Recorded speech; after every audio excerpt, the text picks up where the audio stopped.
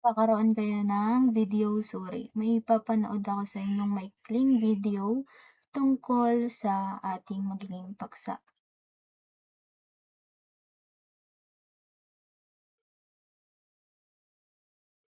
Climate change is one of humanity's most severe and urgent challenges. As can be expected from anything that has a worldwide impact, climate change and global warming are often shrouded in controversy and competing narratives. With that in mind, let's begin by understanding what exactly climate change is and what makes it so dreadful for our planet. The term climate change is used to denote the long-term changes in the weather patterns in a given region. Another term often interchanged with climate change is global warming. Global warming is formally defined as a rise in Earth's temperature that persists for a decade or longer. There could be several causes for climate change, but the biggest one is the rising concentration of greenhouse gases. Simply put, greenhouse gases are those gases in our atmosphere that trap heat. Some examples include carbon dioxide, methane, chlorofluorocarbons, nitrous oxide, and ozone.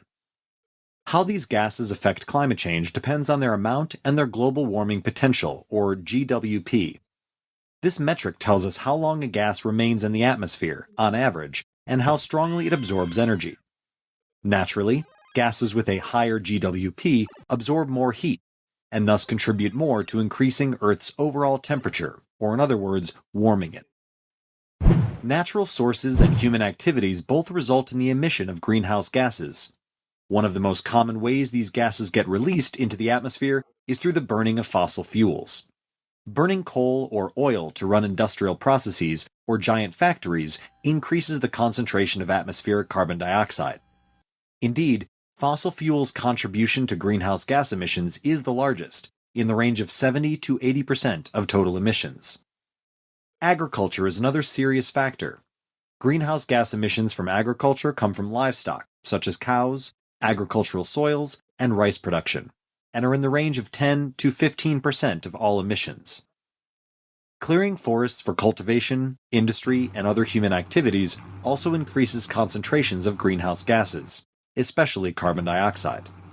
The share of changes in land use patterns represents 5 to 10% of all emissions. Carbon dioxide concentration is the highest among all greenhouse gases in the atmosphere.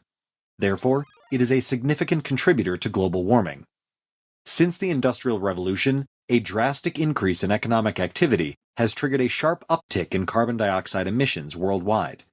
These emissions are higher than the amount that can be captured by the Earth's natural carbon cycle.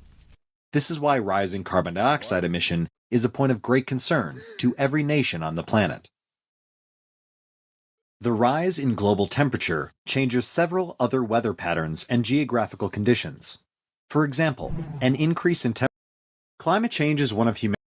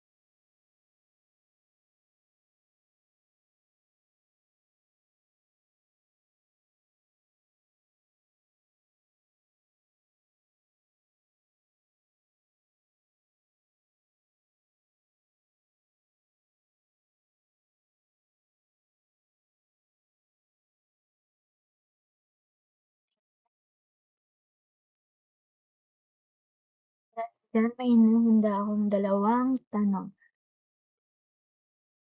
tungkol sa video na inyong napanood. Una, bakit nga ba mahalagang pag-aralan ang climate change?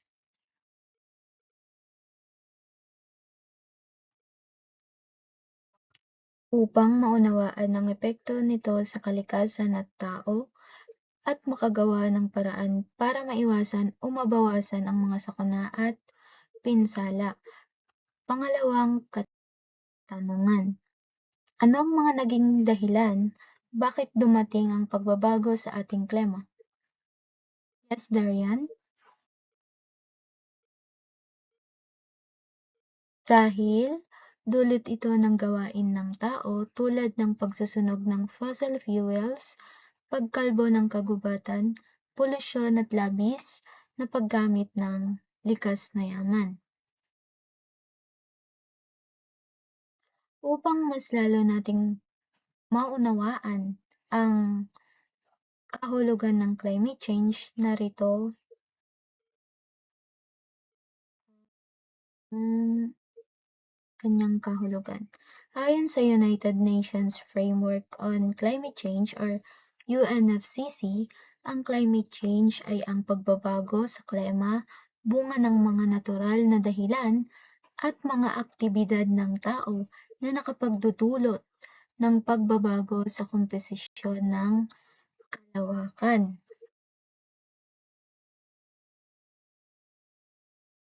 Naunawaan ba ang ibig sabihin ng climate change? Mahusay kung gayon. Ngayon, magkakaroon kayo ng activity na tinatawag na word cloud. Dito, susuriin ninyo kung alin sa mga salitang narito ang nangangahulugan sa bawat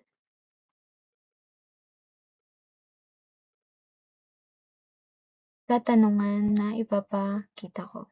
Unang tanong. Ito ay tumutukoy sa pangkalahatang kalagayan ng panahon sa isang partikular na lugar sa loob ng mahabang panahon. Ano ang inyong kasagutan? Yes, Gino. Klema? Ito ay klema nga ba? Tama. Ito ay klema dahil ito ay tumutukoy sa kalagayan ng panahon sa isang partikular na lugar sa loob ng mahabang panahon. Pangalawa, ito ay gas na nakapagpapainit sa daigdig tulad ng carbon dioxide, methane, nitrous oxide at marami pang iba. Ano kaya ito? Yes, Irish?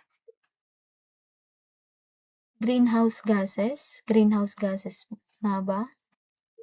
Tingnan natin. Ayan, tama. Greenhouse gases nga. Sumunod na katanungan. Ito ay proseso ng pagtaas ng temperature ng atmosfera ng daigdig dahil sa mas mataas na konsentrasyon ng greenhouse gases. Ano kaya ito? Yes, Axel. Global warming. Tama kayo sa Axel. Tingnan natin. Tama, global warming. At ang panghuling katanungan ay, ito ay tumutukoy sa mga gas na nakabalot sa daigdig. Ito ay binubuo ng iba't ibang layer na may iba't ibang katangian at komposisyon ng gas. Ito ay tama, atmosphere.